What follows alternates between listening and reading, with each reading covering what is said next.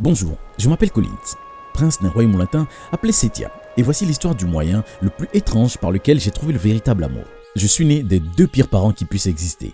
Papa et maman étaient le roi et la reine de Setia, et ils étaient les pires que la ville ait jamais connus. Ils volaient et mangeaient sans vergogne l'argent de la ville et pensaient que nous étions au-dessus de tout le monde parce que nous étions des membres de la famille royale. Mon frère Gérald, qui avait 2 ans de plus que moi, était exactement comme eux. Impitoyable, égoïste et un grand dadais à la tête vide qui ne cherchait qu'à faire grossir ses biceps intimidants et rien d'autre. Mais j'en suis sorti différent. Chaque fois que j'en avais l'occasion, j'aidais les gens, même si papa et maman n'aimaient pas trop ça. Une fois, quand j'avais 10 ans, j'ai entendu une fille pleurer près des portes du château. « Que quelqu'un vienne, n'importe qui, j'ai besoin d'aide. Ma mère a besoin de médicaments et nous n'avons pas d'argent. » Mon grand frère Gérald s'est approché d'elle et l'a écartée des portes. Puis, il s'est montré très impoli. « Éloignez-vous du château, paysanne. Il a des médecins dans tout le village. Allez leur demander des médicaments. Nous ne sommes pas un hôpital. »« Je n'ai pas d'argent pour ça. Le roi et la reine ont pris nos terres agricoles. Aidez-moi, s'il vous plaît. »« Allez vous faire voir !» J'ai décidé que ça suffisait. Mais avant que je puisse faire quoi que ce soit, la fille s'est opposée à mon frère le barbare sans se laisser impressionner par ses tactiques effrayantes. « Tu es bête et tu ne me fais pas peur !» Je crois que je suis tombé sous le charme. Gérald lui a fermé les portes avec colère et c'est ainsi que j'ai pu me faufiler plus tard avec un sac de pièces que j'ai volé dans sa cape pour me venger de ce qu'il lui avait fait. Je l'ai retrouvé au même endroit, l'air désemparé. « Je peux vous aider ?» Elle s'est tournée vers moi avec de grands yeux bruns que je n'oublierai jamais. Puis j'ai sorti le sac de pièces et je le lui ai donné.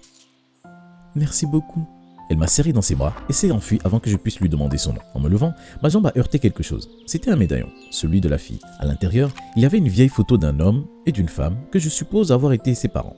Je l'ai regardée et j'ai promis de lui rendre quand je la reverrai. Mais après ce jour, je ne l'ai plus jamais revue. Et les semaines suivantes, je me suis occupé de mes plantes, tandis que Gérald continuait à être une menace. « Hé Colin, tac tac tac. » Pas encore. Je me suis passé une main sur le visage, épuisé d'entendre ces blagues débiles.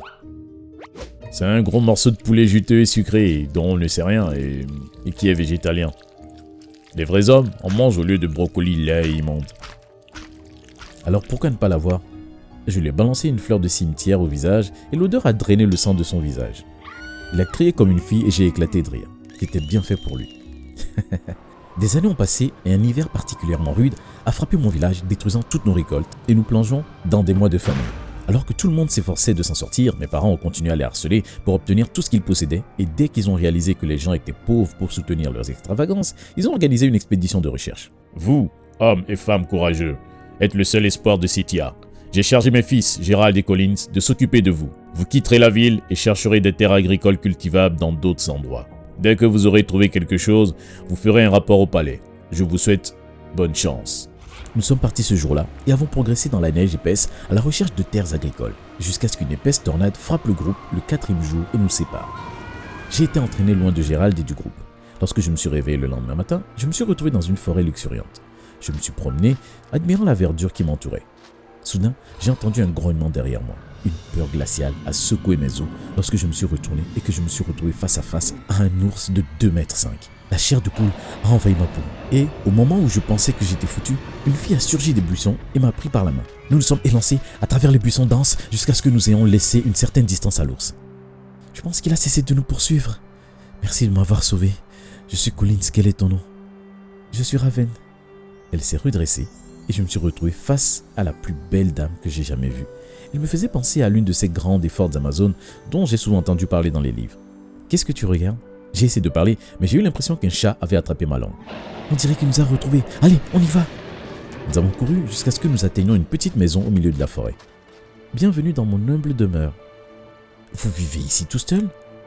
N'est-ce pas trop dangereux pour vous ? Rien ne peut m'effrayer. En fait, ils devraient tous avoir peur de moi. En attendant la manière confiante dont elle parlait, j'ai eu une impression de déjà-vu. Et la courageuse jeune fille d'il y a quelques années est revenue dans mes pensées.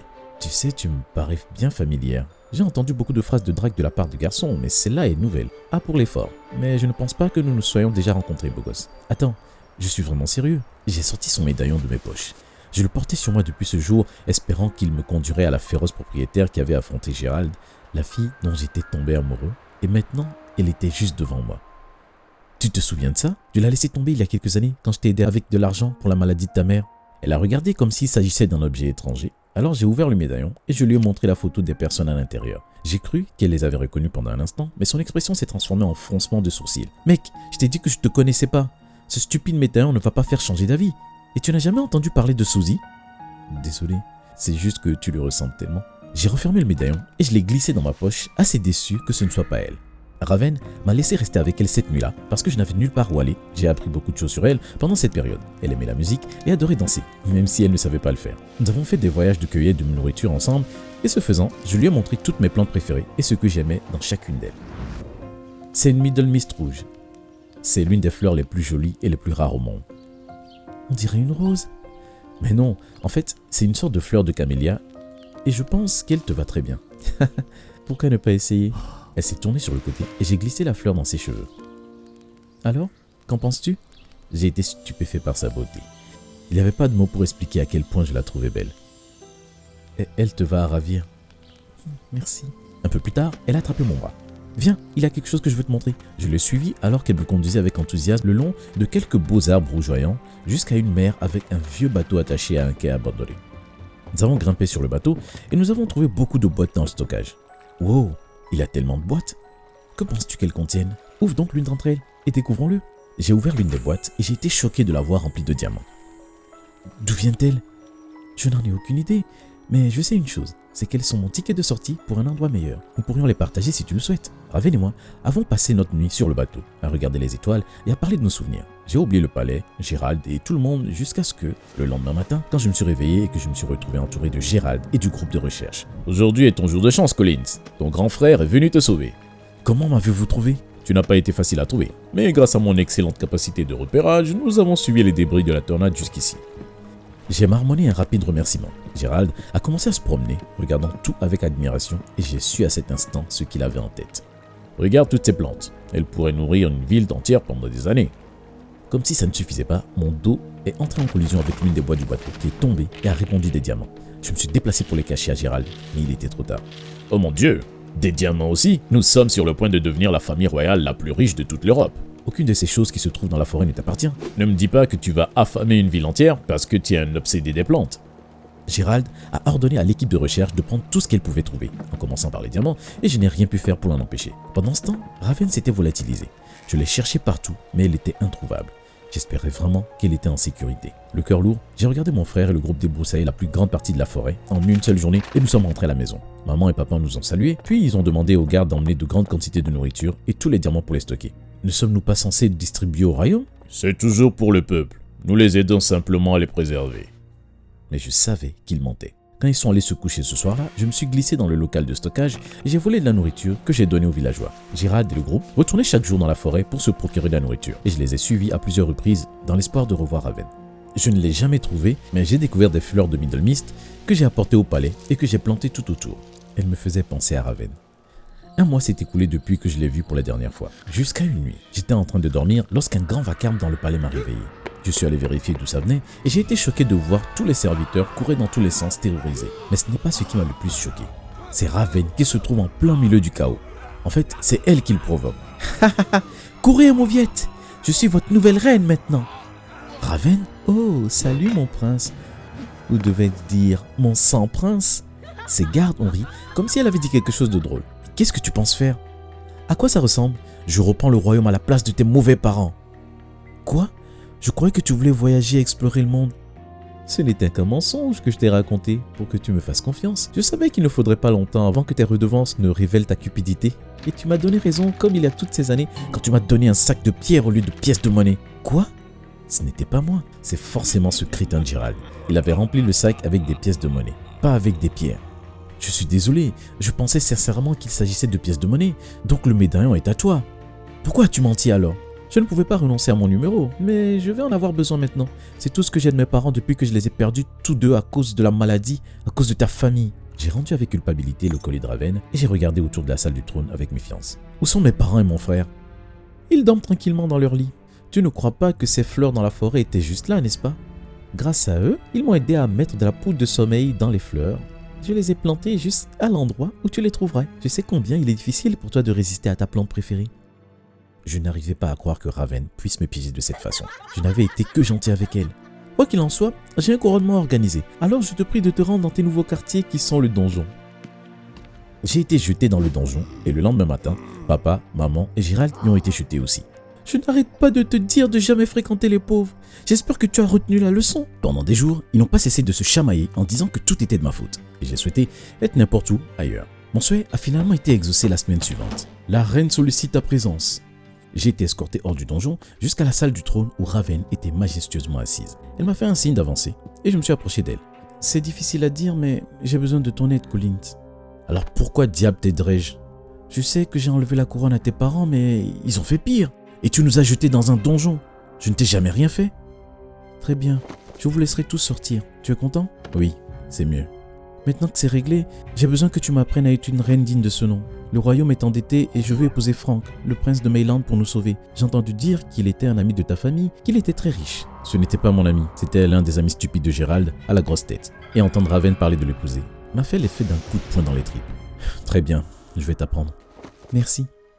Et pour ce que ça vaut, je suis vraiment désolé pour tout. J'ai apprécié le temps que nous avons passé ensemble dans la forêt. Elle a évité mon regard en prononçant ces mots, mais je ne me suis pas laissé prendre par la faim de cette fois-ci. Tu n'as plus besoin de mentir. Je lui ai dit, puis je suis parti. Comme promis, Raven a libéré ma famille du donjon et l'a placée dans une maison avec une sécurité. D'un autre côté, j'étais libre et j'ai aidé Raven. Doucement, doucement, merci. Raven apprenait vite et en un rien de temps, elle se débrouillait parfaitement. Je crois que j'ai pris le coup de main. Je l'ai fait tourner pendant que nous dansions et quand sa peau a touché la mienne, j'ai eu l'impression que mon cœur allait éclater en 1000 morceaux. J'étais tellement pris dans l'instant que je n'ai pas remarqué que la musique s'était arrêtée et j'ai rapproché Raven et l'ai embrassée sans réfléchir. Elle m'a rendu mon baiser et quand nous avons fini, elle m'a regardé avec ses grands yeux bruns. Je crois que je suis amoureux de toi, Raven. Collins, je suis désolé mais faisions comme si ce baiser n'avait jamais eu lieu. Je dois épouser quelqu'un d'autre. Elle s'est enfuie, me laissant seule dans la salle de bal. Et depuis ce jour, elle a commencé à m'éviter. La semaine suivante, Frank est arrivé à Setia et Raven a organisé un bal en son honneur. Des invités du monde entier sont arrivés et j'étais jaloux en regardant Raven rire de quelque chose qu'il avait dit. Je n'ai aucune idée de ce qui m'a pris, mais j'ai attrapé un verre de boisson et je me suis dirigé vers eux. Dès que je l'ai atteint, je l'ai soulevé et j'ai renversé sur « Raven, pourquoi tu as fait ça ?» Je lance un regard à Frank. C'est comme s'il m'avait vu arriver et s'était écarté juste à temps pour que mon verre se renverse sur Raven et non sur lui. Vous n'avez pas le droit de faire du mal à la reine. Je protégerai votre honneur, votre majesté. Soudain, il m'a bousculé. Je l'ai poussé à mon tour et nous avons commencé à nous battre, ce qui a gâché tout le bal. Raven était furieuse contre moi. Ça a toujours été ton plan. Embarrasser ma position de reine et ruiner mes chances de trouver un mari. J'aurais dû savoir qu'il ne fallait pas te faire confiance. Elle s'est éloignée de nous alors que nous étions encore par terre. Et Frank s'est tranquillement glissé sous moi et est sorti par la porte. Quelques instants plus tard, mes parents et Gérald sont entrés en trombe dans la pièce en colère. Où est le voleur de trône? Alors qu'ils brûlaient de rage, j'ai vu Gérald et Frank se serrer la main. Merci de nous avoir fait sortir. Tu es le meilleur des frères. Je le savais. Frank avait mijoté un mauvais coup. Mais avant que je ne puisse faire quoi que ce soit, Raven est entré dans la pièce et a fait face à mes parents. Vous êtes tous censés être fermés. Comment avez-vous pu sortir? Petite idiote, tu ne pensais pas qu'un de nos vieux amis allait t'épouser alors que nous étions toujours retenus en otage, n'est-ce pas? Raven a sifflé et tout à coup, son équipe s'est rassemblée derrière elle. Si vous voulez le trône, sachez que je ne me laisserai pas faire sans me battre. Les yeux de Gérald brillaient d'excitation à la mention de la bagarre et les deux camps se sont mis d'accord. J'ai décidé que j'en avais assez de tout ça et j'ai crié « Ça suffit !» Tout le monde s'est retourné pour me regarder. Aucun d'entre vous ne mérite de s'asseoir sur le trône. Je suis désolé de le dire, mais vous êtes tous de mauvais gouvernants. Papa, maman et Raven, vous ne savez même pas comment gouverner. Tout le monde a remarqué l'agitation et s'est rassemblé autour de moi pendant que je parlais. Ils ont hoché la tête à tout ce que j'ai dit. Je pense que cette fois, le peuple mérite de choisir qui le gouvernera. Oui. C'est vraiment ridicule. Notre génération occupe ce trône depuis des années. Alors qu'il tentait de s'avancer vers le trône, Raven et ses guerriers l'ont bloqué. Collins a raison, cette ville a besoin de mieux. La foule était d'accord avec moi et quelques instants plus tard, un vote a eu lieu et j'ai été élu roi. Mais je ne voulais pas. Je ne pense pas que je puisse le faire. Raven s'est approché de moi et m'a touché la joue. Tu es le leader parfait, Collins. Tu es gentil, passionné et doux. Cette ville a besoin de toi, pas de moi ni de tes parents. J'ai laissé la vengeance obscurcir mon esprit et faire de moi une mauvaise personne, mais tu ne m'as jamais détesté malgré cela. Tu m'as toujours aimé. Les paroles de Raven m'ont donné beaucoup de courage. Je ne pourrais le faire qu'avec toi à mes côtés. Alors je serai à tes côtés. Je suis désolé pour tout et je t'aime aussi. Elle a jeté ses bras autour de moi et m'a embrassé. Et le lendemain, la ville m'a couronné roi. J'ai regardé tout le monde et j'ai fait une promesse. Je serai un meilleur roi que mes prédécesseurs. Ensuite, j'ai regardé Raven et j'ai sorti furtivement de mes poches une fleur de Middle Mist que j'ai glissée derrière son oreille. Au moins celle-ci, elle n'est pas empoisonnée. Oh, allez. Raven a ri à cette blague et m'a serré dans ses bras. Je t'aime tellement, Raven. S'il te plaît, sois ma reine. Vraiment? Bien sûr, je serai ta reine. Je me suis tourné vers la foule et j'ai levé le bras de Raven. Voici votre nouvelle reine.